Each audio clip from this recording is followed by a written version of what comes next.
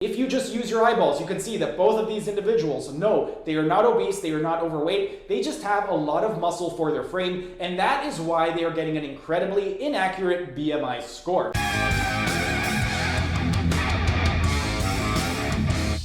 Hey everyone, thanks for tuning in. Today I'm going to be debunking the myth that over 1/3 of Americans are obese. But before I start, you guys know the drill. Like the video, subscribe to the channel, hit the notification bell, ding ding ding. And if you don't want to watch the entire video, I will be including timestamps in the description so you can skip ahead to the section that you want. Now onto the topic at hand. The myth that over 1/3 of Americans are obese has been floating around for over 2 decades now. And the thing that makes this myth particularly concerning is, unlike myths that I have debunked in the past, where it's generally shared and spread through the general population or through personal trainers at your local gym, this myth right over here is being propagated by some pretty high powerful organizations and also your own government agencies. According to the World Health Organization and the CDC, between 1999 and 2000, roughly 30.5% of all adult Americans were classified as being obese. And according to the latest statistics to come out from the World Health Organization and the CDC, between 2017 and 2018, roughly 42.4% of all adult Americans were classified as being obese.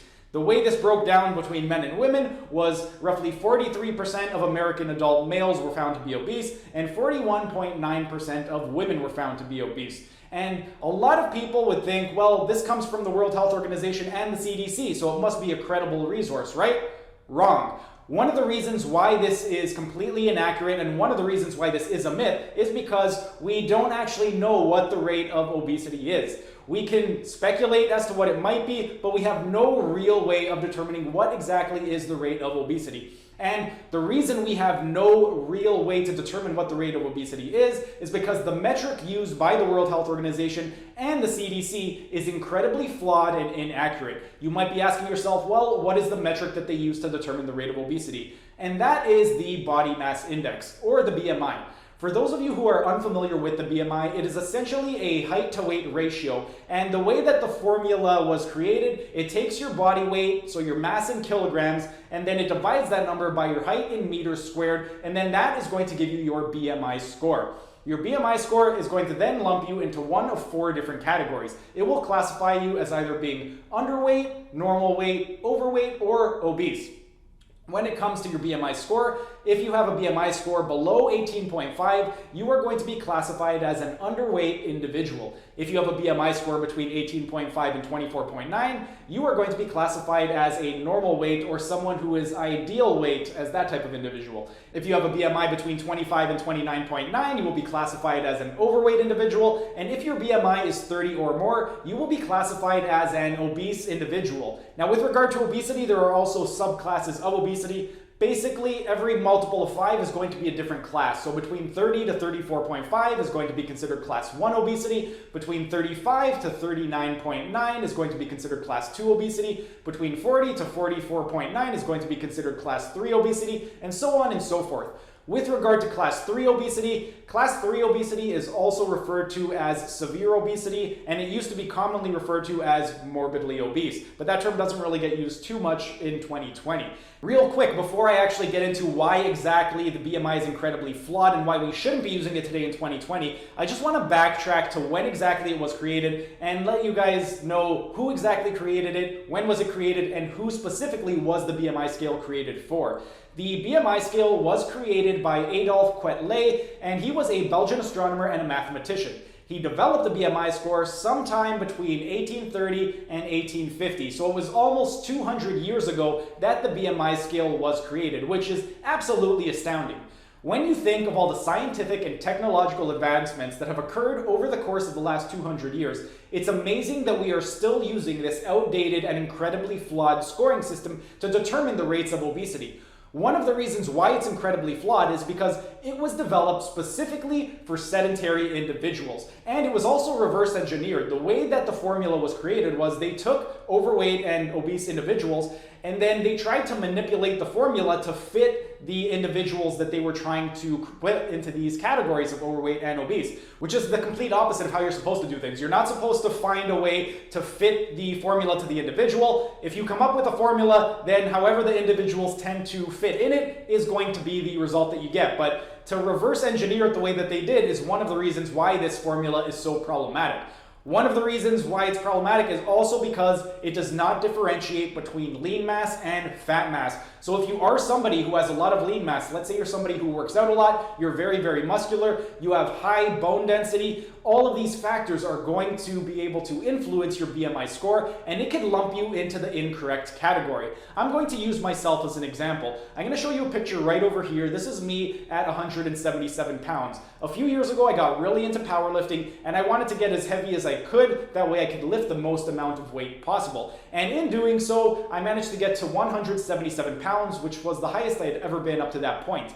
Now, for reference, my height is 5'9". So at 5'9", at 177 pounds, that is going to give me my BMI score of 26.1, which puts me in the overweight category. If you recall, between 25 and 29.9 is going to be considered overweight by the BMI standard. Now, if we just use a little bit of common sense, we can use our own eyeballs to look at this picture right over here. In those pictures, do I look like I am overweight? No, I look like somebody who works out and has a decent amount of muscle for my height.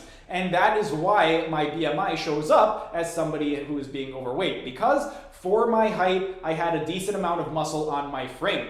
And this is not only true for myself, this is also going to be true for a lot of professional athletes. In my experience, I work with a lot of professional athletes, and I would say 80 to 90% of the athletes that I coach are classified as overweight or obese by the BMI standards. One of the reasons why they are classified as overweight and obese is because of the amount of muscle mass that they carry on their frame. If you have a lot of muscle mass, that muscle mass is going to add weight to your body, and the BMI does not differentiate between the amount of fat that you have on your body and the amount of muscle. So if you are a professional athlete or somebody who works out a lot, it's going to be incredibly flawed. And it's not only flawed for athletes, there are other specialty populations that the BMI is going to be inaccurate for, particularly children and the elderly. And also, if you do happen to be on the outer limits with regard to your height, if you are of average height and you're a sedentary individual, then you can use the BMI with some relative degree of certainty, and it may be accurate. But if you are not the average person who is a sedentary individual, if you are a statistical outlier in terms of your height, if you are very, very tall or very, very short, then that is also going to throw off your BMI score. Because if you recall, the formula is taking your mass in kilograms and then it's dividing it by your height in meters squared.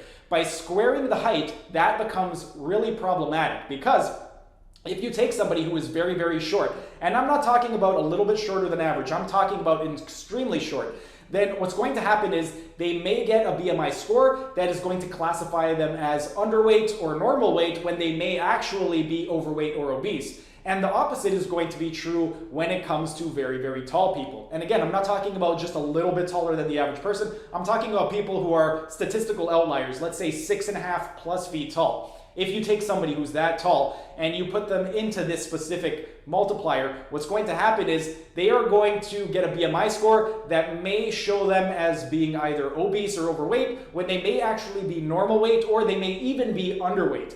Those are just a few of the reasons why this is going to be incredibly inaccurate and why we shouldn't be using it today in 2020. Now, I want to get back to some of the other special populations that this is not going to work for. I already touched on athletes, but I'm going to use a couple more examples, and I'm going to show you a real visual just to kind of prove the point of why the BMI is going to be incredibly inaccurate. I am going to pick two athletes. I follow UFC a lot. I'm a big MMA fan, so I am going to be focusing on Yoel Romero and Paulo Costa. Yoel Romero and Paulo Costa, they ended up fighting a little bit while back at UFC 241, and this is a picture of the two of them right over here. You can see the tail of the tape over there. It has their height, their weight. The weight that is listed over here, which is 185, that is not the weight that they actually stepped at in the cage. When they stepped in the cage, they were actually much heavier after they rehydrated. But according to this graphic right over here, Yoel Romero, according to the UFC's website, is 6 feet tall, and Paulo Costa is 6'1" tall. According to Wikipedia, it's a little bit different. Yoel Romero is listed as 5'10" on Wikipedia, and Paulo Costa is 6 feet. So we are going to use those heights and determine their BMI based off of their weight. Again, the weight that is listed on the UFC website for this particular graphic is 185 pounds, but the weight that they actually stepped into the cage was much, much higher. Yoel Romero, once he stepped into the cage for that fight, he weighed 207.2 pounds, and Paulo Costa weighed in at 213.8 pounds. So if we take Yoel Romero's height of 6 feet tall and use his weight of 207.2 pounds, that is going to equate to a BMI of 28.1. That's using the height from the UFC website. If we use the Wikipedia height of 5'10" at a weight of 207.2 pounds, that means Yoel Romero has a BMI score of 29.7. If you recall, obese is considered 30 plus. So at 29.7, Yoel Romero right over here is technically on the border between overweight and obese. If he were to put on 2 or 3 more pounds, he would technically be obese by the BMI standard. Now, just use common sense. Again, look at that picture right over there. Do you think that by adding 3 pounds to his frame, that would all of a sudden turn him into an obese individual? No. The reason that he's showing up as obese is because of the incredible amount of muscle that he has on his frame. Same thing is true for Paulo Costa. Here's Paulo Costa. According to the UFC website, he's 6'1". 6'1" at 213.8 pounds gives a BMI of 28.2. If we use the Wikipedia height of 6 feet tall, 6 feet tall at 213.8 pounds, that is going to give a BMI score of 29.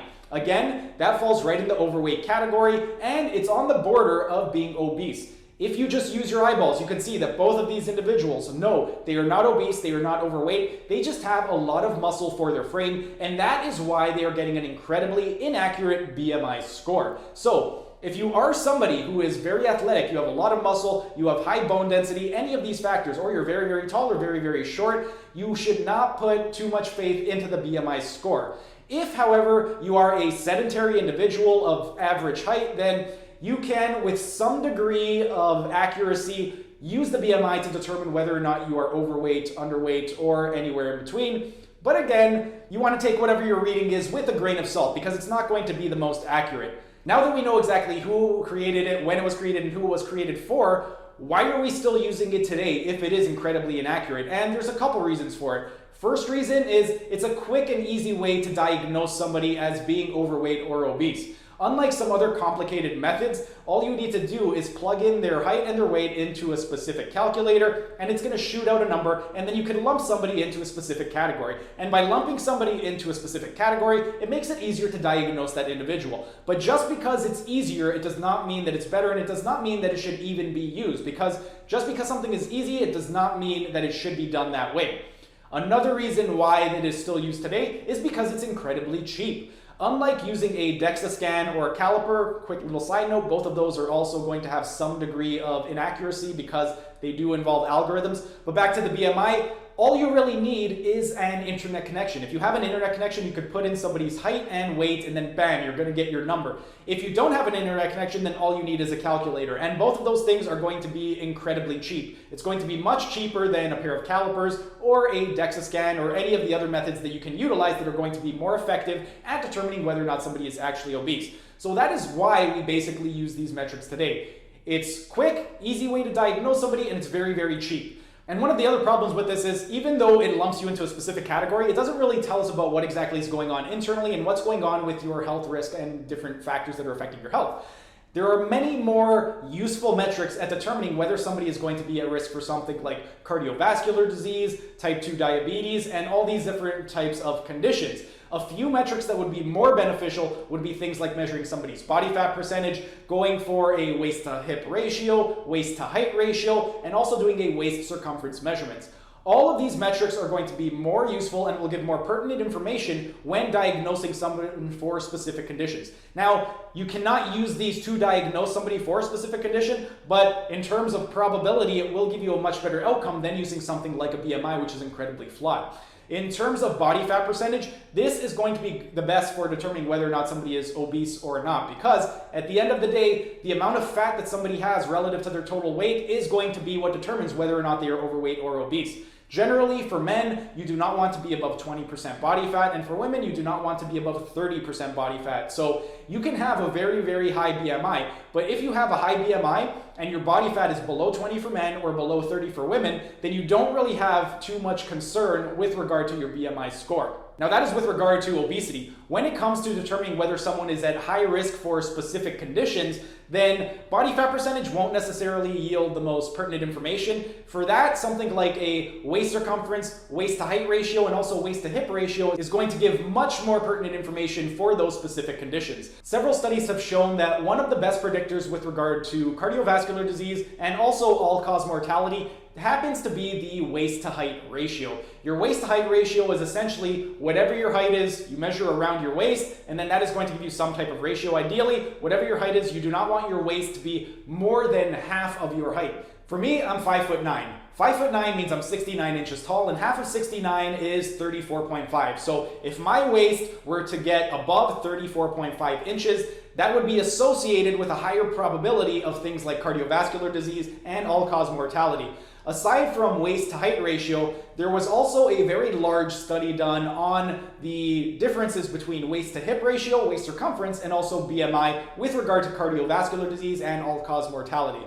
One thing that I would like to get out of the way real quick is I'm generally not a fan of using studies to try and prove a point because there are so many studies out there with conflicting information, and at the end of the day, you can find a study to support whatever claim you are trying to make. So I'm generally not a fan of using studies. The reason I am using this study is because it was a massive study with a very large sample size that was conducted over multiple areas. This particular study, it was over 82,000 people that were part of it, and it was done over 9 nationwide British cohorts. And what they found with this was waist circumference was associated with a higher cardiovascular disease risk and all-cause mortality than BMI.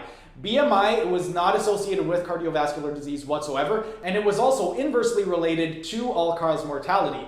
Now, with regard to which metric was the best, that was the waist to hip ratio. What they found was the waist to hip ratio showed the highest magnitude of association with regard to cardiovascular disease and all-cause mortality. So if you are trying to determine whether someone is at a high risk for cardiovascular disease or for all-cause mortality, something like a waist to hip ratio is going to be the best metric to use if you are trying to determine what exactly their risk factors are. But BMI, it's going to be incredibly ineffective, and you really shouldn't be using it to determine any of those things that I just mentioned.